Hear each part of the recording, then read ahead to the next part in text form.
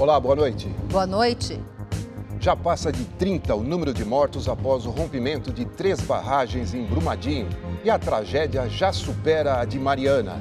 São cerca de 300 desaparecidos e um drama que parece longe do fim. No Rede TV News de hoje, você acompanha a cobertura completa. Presidente Jair Bolsonaro sobrevoa áreas atingidas e diz que o número de vítimas deve aumentar. Infelizmente, pode aumentar muito o número de mortes. Ibama multa Vale em 250 milhões de reais. Polícia Federal investiga se houve crime ambiental. E parentes acusam a mineradora de falta de informação. Se o meu marido não tem valor para vocês, tem para mim. Ele é um simples funcionário de vocês, substituível, mas para mim não é. Primeira vítima identificada. Marcele Porto era médica da Vale e morreu um dia depois de completar 35 anos. Imagens de um resgate dramático. Homem salva a própria esposa presa em escombros da casa onde morava.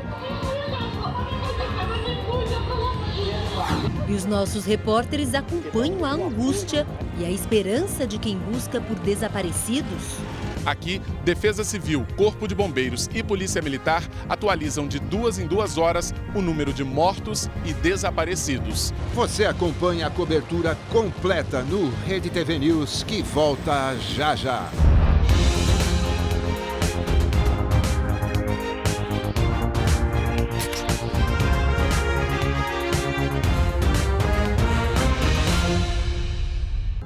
Já são 34 mortes na tragédia de Brumadinho, em Minas Gerais. E pelo menos 254 pessoas estão desaparecidas. De Belo Horizonte, a repórter Patrícia Contaldi tem as informações. Boa noite, Patrícia. Olá, boa noite a todos. Olha só, nós estamos aqui na porta do IML de Belo Horizonte, onde a movimentação foi muito intensa hoje durante todo o dia. Agora à noite também está bem movimentado. São amigos, familiares, parentes que vêm aí em busca de informações. 8 dos 34 corpos já foram identificados. As pessoas que chegam aqui, os familiares que chegam aqui, eles são orientados, são direcionados para a Academia de Polícia Civil, que fica aqui pertinho. Lá é feito um cadastro com essas informações pessoais, né? Os dados dos desaparecidos. A identificação está sendo difícil por causa do estado em que os corpos estão chegando aqui. A recomendação é que os familiares tragam fotos e informações aí que identifiquem os corpos, como tatuagens, cicatrizes de cirurgia. Enfim, hoje um helicóptero da Polícia Federal desembarcou aqui no aeroporto da Pampulha, trazendo peritos especializados para ajudar aí a Polícia Civil Mineira no reconhecimento dos corpos. Até agora, então, os números oficiais são de 34 pessoas mortas, 250 desaparecidos e 176 pessoas foram resgatadas com vida. Dessas, 23 pessoas estão em hospitais aqui de Belo Horizonte e da região metropolitana. No Hospital João 23, o maior pronto-socorro do estado, 8 pessoas foram internadas. 5 são diretamente aí afetadas pela tragédia. E outras 3 parentes de desaparecidos aí que acabaram passando mal e tiveram aí que ser internados. Bom, daqui a pouco eu volto aqui de Belo Horizonte com mais informações sobre essa tragédia. E voltamos a falar sobre a tragédia de Brumadinho. A repórter Patrícia Contaldi está em frente ao IML de Belo Horizonte, para onde os corpos encontrados estão sendo levados. Patrícia, como é que está a movimentação por aí agora, hein? Pois é, a movimentação aqui ainda é muito grande, durante todo o dia e à noite também, bastante gente. Tem gente chegando a toda hora, a gente acompanhou aqui agora um casal saindo, chorando, abraçado. Está muito triste a situação realmente aqui. Olha, além do corpo da Marcele Porto Canguçu, a médica do trabalho de 35 anos, que era funcionária, né, da Vale, foram reconhecidos, aliás, outros 7 corpos. Então, totalizando até agora 8 corpos reconhecidos, dos 34 mortos na tragédia de Brumadinho. São também 252 desaparecidos e 176 pessoas resgatadas com vidas. Dessas, 23 estão internadas em hospitais de Belo Horizonte e região metropolitana. O presidente Jair Bolsonaro conversou hoje com o premier de Israel e Benjamin Netanyahu confirmou que vai enviar ajuda humanitária para Minas. Jair Bolsonaro esteve pela manhã em Brumadinho e sobrevoou toda aquela região, como mostra o repórter Rodrigo Cabral. O presidente Jair Bolsonaro chegou a Minas Gerais no começo da manhã. Ao lado do governador Romeu Zema, sobrevoou de helicóptero a região atingida pelo rompimento das barragens na mina do Feijão, em Brumadinho. Os ministros Fernando Azevedo e Silva da Defesa e Ricardo Salles do Meio Ambiente também estavam na aeronave. O presidente voltou para Brasília sem falar com a imprensa. O pronunciamento veio pelo Twitter. Difícil ficar diante de todo esse cenário e não se emocionar. Faremos o que estiver ao nosso alcance para atender as vítimas, minimizar danos, apurar os fatos, cobrar justiça e prevenir novas tragédias como a de Mariana e Brumadinho para o bem dos brasileiros e do meio ambiente. Bolsonaro disse também que conversou por telefone com o primeiro-ministro de Israel, Benjamin Netanyahu, que ofereceu tecnologia para auxiliar na busca por desaparecidos. O governador de Minas falou em punição para os responsáveis. Todas as medidas judiciais já foram tomadas, recursos na casa dos bilhões de reais bloqueados, de forma que a punição seja a mais rigorosa possível. As informações do trabalho de resgate às vítimas estão concentradas neste posto de comando que foi montado numa faculdade da cidade de Brumadinho. Aqui, Defesa Civil, Corpo de Bombeiros e Polícia Militar atualizam de 2 em 2 horas o número de mortos e desaparecidos. Segundo os bombeiros, quase 24 horas após o rompimento das barragens, foram localizadas mais pessoas ilhadas. Chegou uma informação para a gente, né, e a gente já está com equipes lá no local, de 15 famílias que estariam ilhadas, né, em uma região lá. Então a gente já está acessando essas pessoas, né, estão vivas. Também numa atuação do Corpo de Bombeiros, identificamos agora, e por isso ainda não fechamos o número de óbitos, um ônibus que ele estava com algumas pessoas lá no interior, e essas pessoas já foi confirmado que elas estão numa situação de óbito. A Defesa Civil apresentou detalhes sobre a quantidade de rejeitos de minério que havia nas barragens que se romperam. Nós tivemos o rompimento das barragens B1, B4 e B4A. A barragem B1, ela tinha 11,7 milhões de rejeitos. A B4, 238 mil e a B4A, 130 mil. Existe ainda uma barragem que é a B6, é uma barragem de água. Ela está sendo monitorada por engenheiros da Vale e por pessoas especializadas. Já a Polícia Militar informou que, pelo menos por enquanto, não são necessárias novas doações para os atingidos pela tragédia. Já tem o suficiente, isso é muito importante, agradecemos ao povo brasileiro em relação a isso, mas a partir de agora pode ser um transtorno também. Então, à medida que for necessária, a Defesa Civil fará de novo um novo pronunciamento. Além da movimentação de viaturas, ambulâncias e helicópteros, parentes das vítimas também se concentram em frente ao gabinete de crise. Muitas vezes, a angústia pela falta de informações leva as pessoas ao choro. O marido da Tamara está entre os desaparecidos. Como eu sei como é a área, a gente fica desesperado. Eu sei onde é essa usina, eu sei onde é a barragem, é muito próximo. Então, o que desespera mais é isso, essa falta de notícia, né? Que ninguém informa nada, aí sai várias listas falsas, nada de concreto. É muito ruim, muito difícil. Você tentou contato depois, obviamente, pelo celular? Sim, celular não dá área, não fala nada de ninguém. A mineradora Vale também montou um centro de apoio em Brumadinho. O Comitê de Ajuda Humanitária ficou o dia todo assim, lotado. Equipes da Cruz Vermelha, psicólogos e assistentes sociais prestam assistência aos atingidos pelo rompimento das barragens que reclamam da falta de informações. Nós não sabemos de nada, só sabe que está desaparecido. Como é que é passar por essa angústia? É angustioso, gente. Você não sabe o quanto, só quem passa que sabe. Você não sabe, não é só eu não, essas pessoas, tudo aí, ó, que está passando por isso. Ninguém merece, não. Já esta outra mulher ficou muito nervosa e se descontrolou. Eu tô cansada de me dar horário. É 10h30, é 11 horas, é meio-dia, é meio-dia e meio. Eu tô esperando o resultado de um concurso público, não. Se o meu marido não tem valor pra vocês, tem pra mim. Ele é meu esposo, pai da minha filha, filho da minha sogra. Este grupo tentou acalmar os ânimos com orações.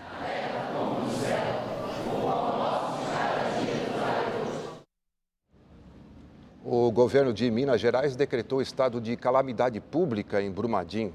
Alguns ministros do gabinete de crise, montado pelo governo federal, também estiveram na cidade nesta manhã.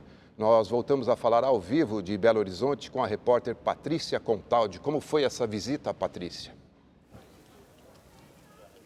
Pois é, Gatione, olha, os ministros de Minas e Energia, do Meio Ambiente e do Desenvolvimento Regional sobrevoaram a área afetada pelo rompimento das barragens. Depois eles falaram sobre a situação da região, depois que a lama de rejeitos atingiu o rio Paraupebas. Vamos ver. O momento não é de questionar nenhum laudo. As informações que nós temos, tanto dos órgãos reguladores, também dos órgãos de fiscalização, é de que toda a documentação estava regular. No momento, como o material mais denso, mais seco, ele está com deslocamento mais lento, ele está parado, né? Não está parado, mas ele está bem devagar. Então nós estamos monitorando, já há pontos de monitoramento ao longo do rio e nós vamos acompanhar em detalhe. O importante agora é a gente focar no resgate, no salvamento e na identificação dessas vítimas. Além daquelas já catalogadas pela Vale, todos os outros que podem existir.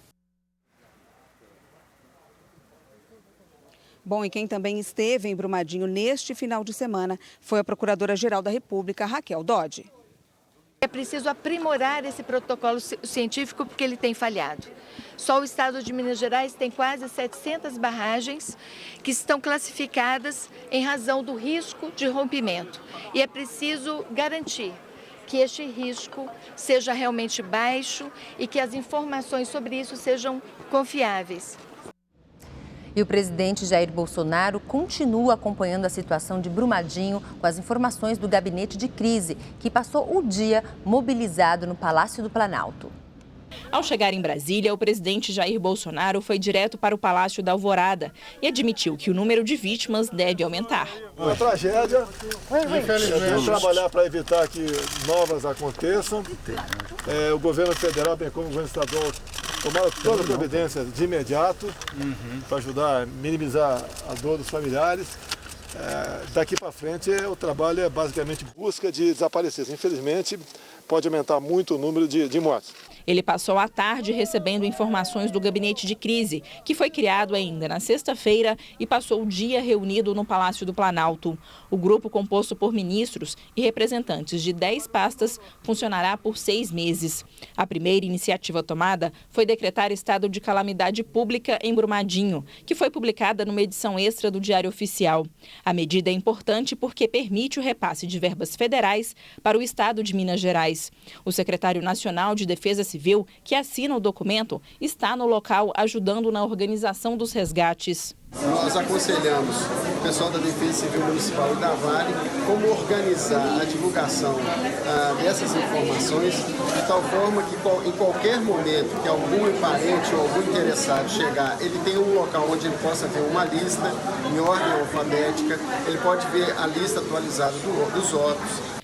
Ministérios integrantes do gabinete de crise já tomaram outras medidas. A pasta de Direitos Humanos colocou o Disque 100 à disposição dos afetados pelo rompimento da barragem. O número dará prioridade às denúncias de violação de direitos humanos ou pedidos de ajuda na busca de desaparecidos. A ligação é gratuita e a central funciona 24 horas por dia. Já a Advocacia Geral da União teve acolhido o pedido para que as operadoras de telefonia sejam obrigadas a fornecer dados sobre os sinais de aparelhos de celular de clientes que estavam na região. Com essas informações, será possível identificar quais aparelhos se conectaram a outras redes depois do rompimento da barragem e quais se perderam. Outras medidas relacionadas a punições financeiras também foram tomadas. O IBAMA multou a Vale, responsável pela barragem que se rompeu, em 250 milhões de reais. Foram 5 autuações de 50 milhões de reais, o valor máximo permitido pela Lei de Crimes Ambientais. A empresa também teve 6 bilhões de reais bloqueados pela Justiça Federal de Minas Gerais. O valor será usado para dar amparo às vítimas e reparar danos ambientais. O vice-presidente e presidente em exercício do Supremo Tribunal Federal, o ministro Luiz Fux, divulgou uma nota manifestando pesar pela perda de vidas e dizendo que espera a apuração das responsabilidades em tempo célere para que o judiciário possa dar uma resposta à população. A Polícia Federal instaurou um inquérito para apurar as causas e consequências do rompimento da barragem. E no final do dia, os ministros do Gabinete de Crise se reuniram para fazer um balanço das ações de ajuda a Brumadinho. A repórter Caroline Aguiar, que está em Brasília, acompanhou os desdobramentos desse encontro. Boa noite, Carol. Quais as medidas foram discutidas? Boa noite, Gatione. Boa noite, Gabriela. Bom, foi feito um balanço geral das medidas já tomadas, mas vamos aos pontos mais importantes. Foi tratada a vinda de um avião israelense para o Brasil, trazendo equipamentos para ajudar no resgate, na localização de vítimas lá em Brumadinho. Só que esse avião tem um problema alfandegário para entrar aqui no país, então precisa desenrolar questões alfandegárias para poder pousar aqui no Brasil. E isso foi tratado durante essa reunião. Também foi falada sobre a possibilidade de uma ajuda financeira ao estado de Minas Gerais. O governo mineiro ainda não fez nenhuma demanda nesse sentido, não pediu dinheiro ao governo federal, mas o governo já estuda essa possibilidade e estuda também a possibilidade de dar apoio financeiro às vítimas dessa tragédia, com possibilidade de adiantamento do Bolsa Família, liberação de FGTS, só que essas medidas ainda não foram fechadas porque o ministro da Economia, Paulo Guedes, não participou desse encontro. Então ainda não se sabe o volume, o montante de dinheiro que poderia ser destinado para essa ajuda financeira. O ministro Augusto Heleno, que é do Gabinete de Segurança Institucional, conversou com a gente aqui e falou também que haverá uma nova vistoria em todas as barragens do Brasil. Isso para evitar novas tragédias como essa. Ele falou também sobre a necessidade de rever os protocolos de segurança e até a lei de licenciamento ambiental. E aí o ministro Augusto Heleno foi questionado sobre as promessas de campanha do presidente Jair Bolsonaro, que sempre falou em facilitar o licenciamento ambiental. E aí ele fez questão de deixar claro que rever essas leis, facilitar o licenciamento ambiental, não é necessariamente afrouxar as regras. Vamos ver o que disse o ministro Augusto Heleno. É importante e urgente que aquelas barragens no Brasil inteiro que ofereçam maior risco sejam submetidas a uma nova vistoria, para que nós possamos nos antecipar, na medida do possível, a novos desastres. Flexibilizar o licenciamento ambiental significa ter regras bastante rígidas, mas que permitam que algumas obras que dependem de licenciamento ambiental saiam do papel e aconteçam. Não significa afrouxar o licenciamento ambiental. Ao contrário, o licenciamento ambiental tem que ser uma coisa muito bem feita. Bom, quem também participou dessa reunião aqui no Palácio do Planalto foi o advogado-geral da União, André Mendonça. E ele foi taxativo ao dizer que a responsabilidade, a culpa pela tragédia lá em Brumadinho é da Vale, a empresa responsável pela barragem. Ele diz que é preciso primeiro apurar a dimensão dos danos dessa tragédia para depois falar em punição, mas que a Vale tem que sofrer uma punição mais rígida, porque ela é inclusive reincidente, fazendo uma referência ao acidente em Mariana em 2015. Vamos ver o que disse o advogado-geral da União. A responsável por isso, pelo risco do próprio negócio, é a empresa Vale do Rio Doce. O que nós precisamos ver nesse momento é aguardar as apurações, aguardar os levantamentos dos órgãos técnicos para verificar a extensão desse dano e como serão adotadas as medidas de responsabilidade. Quais as espécies de responsabilidade? Civil, administrativa e até mesmo criminal pode haver. E voltamos a Belo Horizonte para falar com a repórter Patrícia Contaldi. Ela está com o engenheiro José Cláudio Junqueira, que é especialista em saneamento de meio ambiente. Não é isso, Patrícia?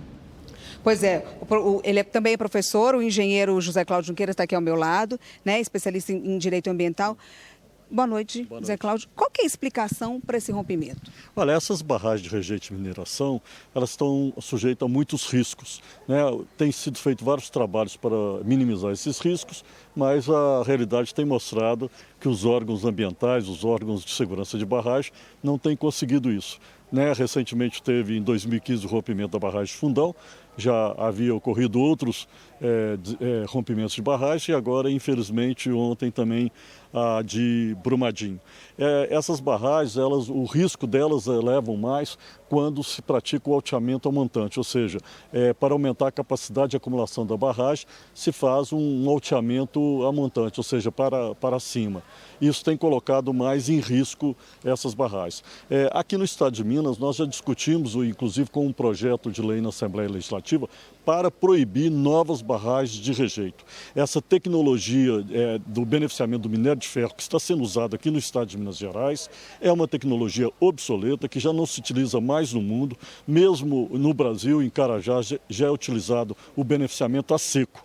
Então nós precisamos realmente, né, que esse projeto que está na Assembleia há mais de 2 anos seja aprovado, proibindo as barragens com esse tipo de tecnologia. Muito obrigada pelas suas informações. Obrigada, viu? Voltamos aos estúdios. Obrigado, Patrícia. Vamos mudar um pouquinho de assunto. O Conselho de Segurança da ONU discutiu hoje a crise na Venezuela. Os Estados Unidos voltaram a declarar apoio ao líder da oposição, Juan Guaidó. Mas Rússia e China defenderam o governo de Nicolás Maduro.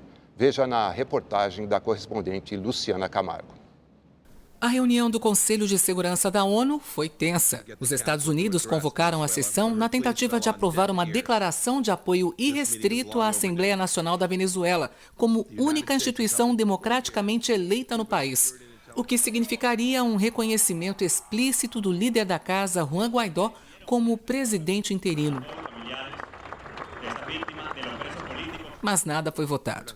O secretário de Estado americano, Mike Pompeo, afirmou que o tempo para jogos acabou e que quem ficar ao lado de Nicolás Maduro estará apoiando a desordem.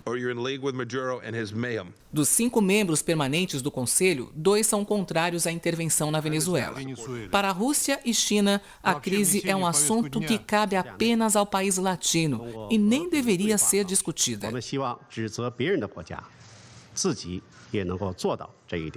Alemanha, Espanha, França e Reino Unido dizem que irão reconhecer Juan Guaidó como presidente caso não sejam convocadas novas eleições em 8 dias. O que não deve acontecer, a hipótese já foi criticada e rejeitada por Nicolás Maduro. Luciana Camargo, de Nova York, para o Rede TV News. E às vésperas da volta às aulas, muitos pais ainda estão na correria atrás dos materiais escolares dos filhos. Mas mesmo na pressa é preciso prestar muita atenção à lista, porque tem escola pedindo itens proibidos por lei.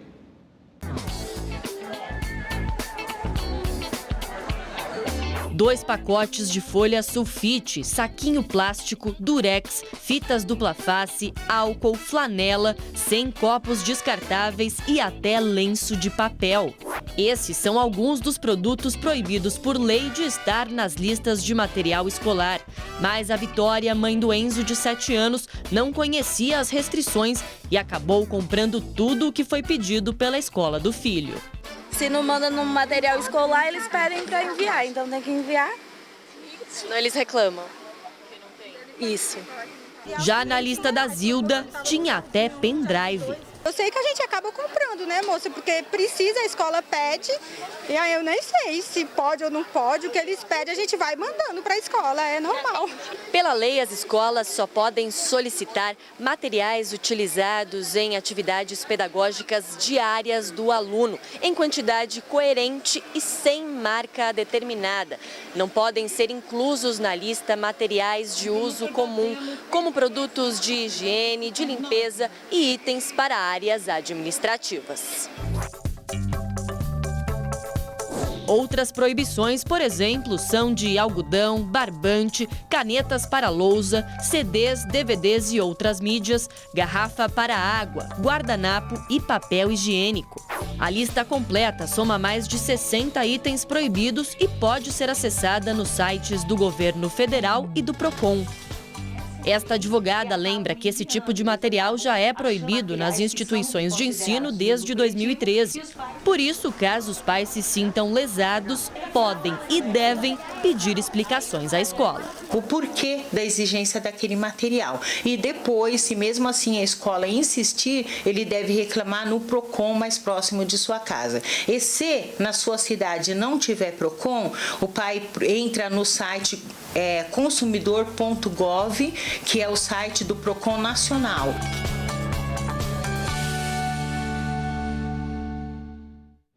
Voltamos a falar sobre o rompimento das 3 barragens em Brumadinho, na região metropolitana de Belo Horizonte. Então vamos conversar de novo com a repórter Patrícia Contaldi, ao vivo, lá da capital mineira, né, Patrícia? Pois é, Gabi, as buscas lá em Brumadinho foram encerradas agora há pouco, às 8 da noite, e só serão retomadas às 4 da madrugada deste domingo. Hoje eu estive lá e acompanhei como foi esse segundo dia de resgate. O campo ao lado da igreja de Nossa Senhora das Dores, em um dos distritos de Brumadinho, se transformou em base para o trabalho das equipes de buscas. Helicópteros se revezam no resgate das vítimas. O barulho das hélices traz esperança para quem busca notícias de sobreviventes. Na hora que chega o helicóptero, na esperança de encontrá-la viva ou morta, né? A esperança da família. Se Deus quiser, Deus abençoar.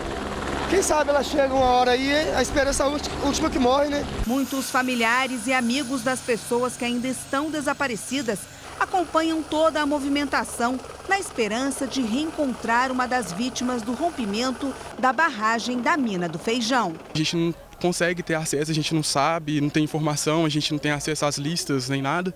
E assim, é um desespero mesmo que a gente fica. A primeira vítima da tragédia foi identificada hoje. A médica do trabalho Marcele Porto Canguçu, de 35 anos, funcionária da Vale. Ela estava na área da empresa que foi soterrada no começo da tarde de ontem. E nesse segundo dia de buscas, uma boa notícia. Um grupo de 50 pessoas foi encontrado com vida. Eles estavam em uma área próxima a uma pousada que foi totalmente coberta pela lama. Os bombeiros encontraram também um ônibus soterrado com trabalhadores da Vale, mas infelizmente nesse caso, sem sobreviventes. Essas imagens feitas com o celular mostram um morador resgatando a esposa, que estava no meio dos escombros onde eles moravam. Já o Michel entrou na lama em busca do irmão desaparecido e acabou salvando 3 pessoas. Já saí desesperada à procura dele. Lá não tem uma casa em pé, só arbusto, só barro. Vou entrar e vou caçar meu irmão. Só que eu entrar dentro do bairro, eu deparei com mais 3 pessoas lá dentro, onde eu fui e resgatei elas. Mas até agora não tem notícia do meu irmão. Cães farejadores também ajudam nas buscas. Dona Antônia, uma das sobreviventes da tragédia, muito emocionada, contou o desespero que passou na casa onde viveu 25 anos, que agora está encoberta. Quando eu corri assim pro lado esquerdo, aí daí a pouco, com poucos minutos eu só vi quebrando árvore, já vinha na linha do trem aquele desespero, perdi tudo. Desolado, o marido dela lamenta ainda a perda dos animais que eles criavam. Tinha 2 vacas no dia de parir, uma novia, e eu tinha 2 porcos, tinha galinha, eu tinha demais da conta, muita galinha nós tinha. O irmão gêmeo de Renato, que trabalhava na Vale há 6 anos, está entre os desaparecidos. Para ele, a empresa foi negligente em montar o refeitório e o escritório tão perto das barragens. O restaurante já está na área de risco, né? Na área de risco, em frente a uma barragem, uma represa. E como é que vai saber se vai acontecer alguma coisa? Não tem diz que o alarme não acionou. Isso para mim é gambiarra, é coisa mais para economizar dinheiro mesmo. Em busca de informações sobre amigos que também trabalhavam na mineradora, essa enfermeira descreveu um misto de sentimentos. Ontem, ela iria trabalhar no turno da noite, apenas 6 horas depois da tragédia. A sensação que eu tenho é que Deus me... Nossa, eu nem... Sabe assim, Deus me deu o livramento. E, por um lado, é triste porque eu perdi muito colega, principalmente as meninas da medicina, assim, que não tem notícia, que está me doendo muito. Eu nasci de novo e para mim está sendo o pior dia da minha vida. A sensação que eu tenho é como se eu tivesse perdido alguém da minha família, porque querendo ou não, lá é minha segunda família. Eu passava mais tempo lá praticamente do que com a minha própria família, né? Morreu hoje no Rio de Janeiro o apresentador e deputado federal eleito Wagner Montes. Wagner Montes morreu no fim da manhã em decorrência de uma infecção generalizada e falência múltipla dos órgãos. Ele estava internado há 2 meses em um hospital na zona oeste do Rio, onde deu entrada com infecção urinária. Nascido e criado em Duque de Caxias, na Baixada Fluminense, se chamava, na verdade, Zenóbio da Costa e Silva. Adotou o nome artístico de Wagner Montes e estreou em 1974 na Rádio Tupi. Desde então, trabalhou em rádio e TV em várias emissoras e ficou famoso pelo bordão escracha. Em 2006, passou a conciliar a carreira artística com a política. Foi deputado estadual do Rio de Janeiro por 3 mandatos, sempre eleito entre os 3 mais votados, e presidiu várias vezes a Assembleia Legislativa. Na última eleição, foi eleito deputado federal pelo Partido Republicano Brasileiro, o PRB, com mais de 65 mil votos. O velório está acontecendo na Alerj, é aberto ao público e vai até amanhã. Neste domingo, o corpo do deputado será cremado em uma cerimônia fechada para a família e amigos próximos. Wagner Montes deixa a mulher, a também apresentadora Sônia Lima e 2 filhos. O Rede TV News fica por aqui. Uma ótima noite para você. Tenham todos uma boa noite. Até a próxima.